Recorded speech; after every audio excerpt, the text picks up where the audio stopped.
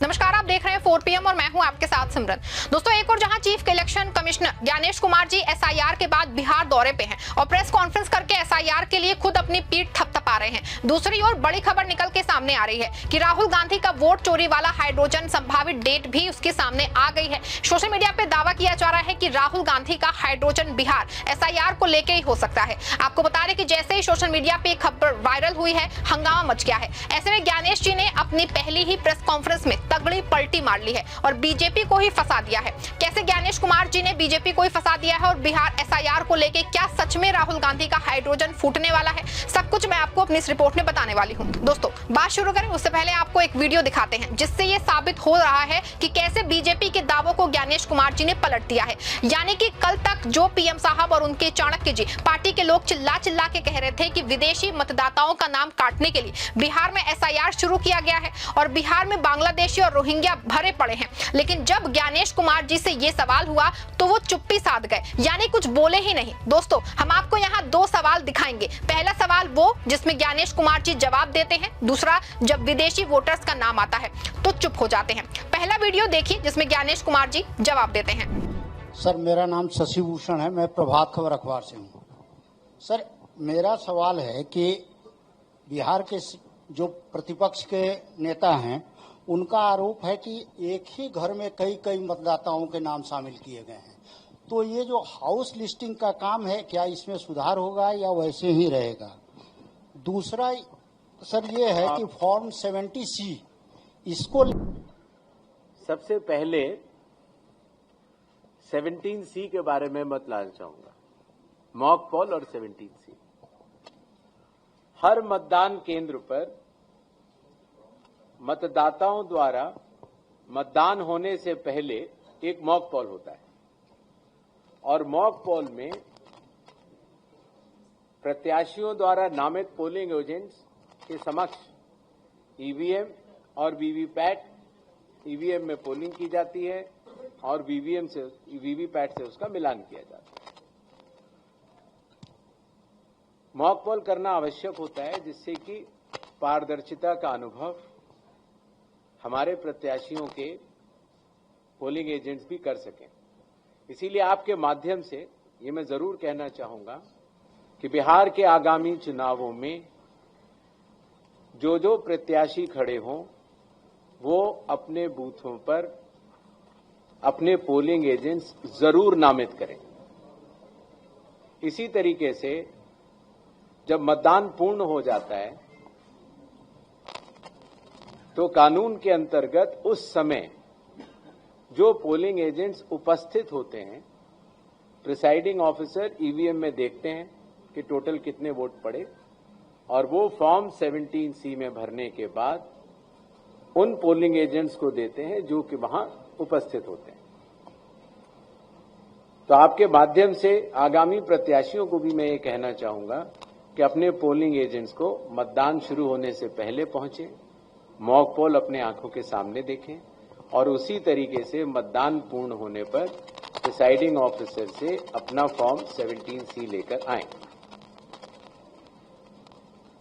इस बात का जवाब मैं पहले दे चुका हूं कि जिन लोगों के पास अपने घर नहीं होते या जिन लोगों को पंचायत या म्युनिसिपैलिटीज ने कोई घर का नंबर नहीं दिया होता है तो या तो आसपास के घर का नंबर देते हैं और या कई बार 0 लिख देते हैं। इसीलिए इसमें विचलित होने की कोई बात नहीं है। सुना आपने ज्ञानेश जी किस तरह से जवाब दे रहे हैं। और अब विदेशी वोटर्स वाला सवाल सुनिए जहां ज्ञानेश जी की सिट्टी पिट्टी गुम हो गई है। हाँ, नमस्ते, मेरा नाम पुष्य मित्र है, मैं इंडिया टुडे से हूँ। मैं ये जानने में मेरी रुचि रही जब फाइनल ड्राफ्ट रोल आ गया कि क्या बिहार में एसआईआर के बाद कुछ विदेशी नागरिक ऐसे मिले जिन्होंने अपना वोटर आईडी बना रखा था, लेकिन मुझे ये जानकारी किसी भी प्रेस रिलीज में नहीं मिली, पूछने पर भी नहीं मिली। क्या कुछ विदेशी नागरिक मिले हैं? क्योंकि ये बड़ा मुद्दा बिहार के चुनाव में बनता नजर आ रहा है। खासतौर पर बड़े नेता आके यहाँ कहते हैं कि घुसपैठियों को हटाने के लिए एसआईआर किया गया है। तो दो सवाल है, क्या घुसपैठियों को हटाने के लिए एसआईआर हुआ था और क्या घुसपैठिए मिले? Thank you. ब्रजकिशोर दुबे, दैनिक भास्कर से। सर, हमारा ये 2 पॉइंट पर सवाल है कि एसआईआर के दौरान विदेशी मतदाता कितने मिले बिहार में। दूसरा सवाल है सर कि इसमें कि कब तक और कितने लोगों को वोटर कार्ड जारी किया जाएगा। नेक्स्ट क्वेश्चन प्लीज मैडम, वो पीछे दीजिए। सुना आपने कि ज्ञानेश जी को कैसे विदेशी वोटर्स के नाम पे साफ सूंघ गया है। और दूसरा सवाल आ गया, ऐसे में साफ ये है कि तो चुनाव आयोग के पास इसका डेटा नहीं है कि कितने विदेशी वोटर्स पकड़े गए हैं, फिर ये डेटा वो देश और राजनीतिक दलों से छिपाना चाहते हैं। लेकिन आपको बता दें कि बिहार में एसआईआर के चुनावी सरगर्मियां अपने चरम पे पहुंच गई हैं। एक और जहां सीएम नीतीश कुमार चुनाव में घुटना टेक पोजीशन में है और उनका एक वीडियो पीएम मोदी की वीडियो कॉन्फ्रेंसिंग में लगातार हाथ जोड़े वायरल हो रहा है। दूसरी ओर सम्राट चौधरी पे 7 मर्डर और गवाहों को मरवा देने के गंभीर आरोप प्रशांत किशोर लगा रहे हैं। ऐसे में एनडीए बुरा फंसी है और इस बीच अचानक ज्ञानेश जी अपनी टीम के साथ बिहार पहुंच गए हैं। पहले तो यह दावा किया जा रहा था कि वो एसआईआर और वोटर लिस्ट की समीक्षा करेंगे, लेकिन जैसे ही ज्ञानेश कुमार जी बिहार पहुंचे तो एसआईआर को लेकर अपने खुद की वो पीठ थपथपाना शुरू कर चुके हैं। हालांकि एक और मामला सुप्रीम कोर्ट में है और दूसरी ओर ज्ञानेश जी बिहार पहुंचते विपक्ष वोट चोरी का मुद्दा फिर से जोर शोर से उठाना शुरू कर चुका है। आपको बता दें कि एक और जहां राहुल गांधी विदेश में है, दूसरी ओर कांग्रेस ने खुद वो निकल के उसने मोर्चा संभाल लिया है और बिहार एसआईआर को लेकर कांग्रेस पूरी तरह आक्रामक हो गई है और वोट चोरी का गंभीर आरोप न सिर्फ बीजेपी बल्कि ज्ञानेश जी के विभाग पे लगाया है। खबर देखिए, खबर की हेडलाइन में साफ साफ लिखा है, बिहार चुनाव में हुई वोट चोरी, अलका लांबा एसआईआर पे ईसी, बीजेपी को घेरा। आपको बता दें कि अलका लांबा का कहना है कि 68.66 लाख वोटर्स का नाम काटे गए हैं। इसकी वजह किसी को नहीं मालूम है। ये बहुत बड़ा रहस्य बन गया है।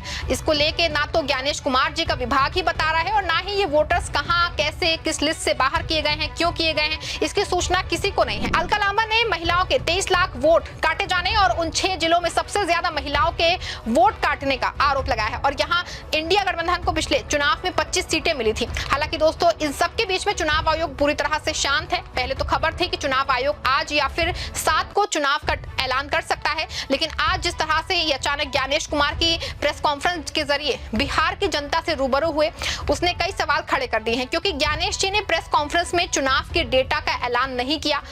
एक सवाल के जवाब में बताया कि एनडीए सरकार का कार्यकाल खत्म होने से पहले यानी कि 22 नवंबर से पहले ही चुनाव संपन्न करा दिया जाएगा। बता दें आपको, चुनाव आयोग ने कोई नई बात नहीं बताई है कि ये बात पहले से ही तय है कि 22 नवंबर से पहले चुनाव संपन्न हो जाने हैं। हालांकि दावा किया जा रहा है कि छठ के बाद ही चुनाव की डेट का ऐलान होगा।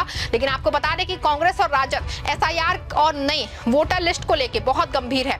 एक और जहां कांग्रेस ने वोट चोरी के लिए देश के 5 करोड़ लोगों का लिखित हस्ताक्षर लेके चुनाव आयोग और बीजेपी को एक्सपोज करने का मेगा प्लान बनाया है और इसके लिए एक बड़ा अभियान चलाने का ऐलान किया है। साथ ही कांग्रेस भास्कर की उस रिपोर्ट का हवाला भी दिया है जिसमें साफ तौर पे लिखा है कि जुमई के एक मकान नंबर पे 274 वोट और एक ही आदमी का नाम वोटर लिस्ट में 3 जगहों पे होने का मुद्दा उठाया है। आपको बता दें कि इस मुद्दे के बीच में चुनाव आयोग की तारीखों का ऐलान फिलहाल नहीं हुआ है और इसके बाद अब सबसे बड़ी खबर निकल के सामने आ रही है और सोशल मीडिया पे कई जगह दावे किए जा रहे हैं कि राहुल गांधी 7 अक्टूबर को वापस आ रहे हैं और आते ही एक बहुत बड़ा धमाका करने वाले हैं। दावा तो यहां तक किया जा रहा है दोस्तों कि राहुल गांधी का हाइड्रोजन बम वाला धमाका बाकी है और ये धमाका जो है शायद 7 तारीख को हो जाएगा। और अंदर खाने की खबर है कि राहुल का हाइड्रोजन काशी और हरियाणा को लेकर नहीं बल्कि बिहार को लेकर हो सकता है। बता दें वैसे भी बिहार एसआईआर के 7 अक्टूबर की तारीख एक बड़ी तारीख साबित होगी क्योंकि फाइनल वोटर लिस्ट जारी होने के बाद पहली बार चुनाव आयोग सुप्रीम कोर्ट में होगा और भावी सीजीआई जस्टिस सूर्यकांत ये तय करेंगे कि बिहार का एसआईआर कितना सही है। बता दें आपको, सुप्रीम कोर्ट पहले ही साफ कह चुका है कि बिहार एसआईआर को लेकर जो फैसला देंगे वो पूरे देश में लागू होगा। ऐसे में साफ है, अगर राहुल गांधी के 7 तारीख को वापस आते हैं, हाइड्रोजन बम बिहार एसआईआर को लेकर फोड़ते हैं वहां पे, तो ज्ञानेश कुमार जी दोनों ओर से फंस सकते हैं। पूरे मामले पे आप क्या मानते हैं? क्या सच में राहुल गांधी 7 तारीख को हाइड्रोजन बम का धमाका करेंगे? क्या ज्ञानेश कुमार ने जिस तरह से विदेशी वोटर्स को लेकर चुप्पी साधी है, क्या ये चुप्पी अपने आप में बड़ा सवाल नहीं खड़ा करती है? पूरे मामले पे आप जो भी सोचते हैं कमेंट में जरूर बताइएगा। खबर को लाइक और शेयर भी करिएगा।